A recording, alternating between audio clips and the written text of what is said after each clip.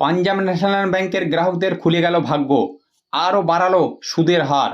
ভারতের দ্বিতীয় বৃহত্তম পাবলিক সেক্টর ব্যাংকের যাদের অ্যাকাউন্ট রয়েছে তাদের জন্য বিরাট একটা খুশির খবর। আপনারও যদি ব্যাংক অ্যাকাউন্ট পাঞ্জাব ন্যাশনাল ব্যাংকে থেকে থাকে তাহলে ব্যাংকের পক্ষ থেকে দেওয়া এই খুশির খবর সম্পর্কে অবশ্যই আপনার জানা দরকার।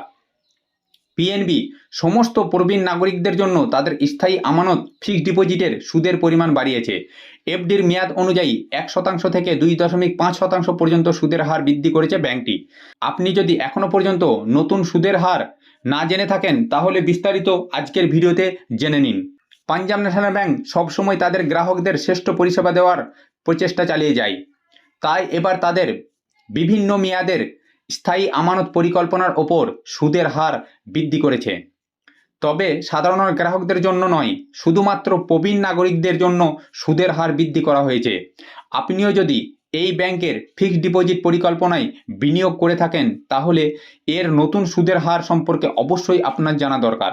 দেখুন, এখানে তারা পরিষ্কার বলেছে পাঞ্জাব ন্যাশনাল ব্যাংক প্রবীণ নাগরিকদের জন্য তাদের 7 বছর থেকে 10 বছর মেয়াদের এফডিতে সুদের হার 3.30% থেকে 7.50% করেছে। এই ব্যাংক প্রবীণ নাগরিকদের 300 দিন মেয়াদের স্থায়ী আমানত ফিক্সড ডিপোজিটের ওপর 7.5% সুদ দিত, এখন তা বাড়িয়ে 7.55% করেছে।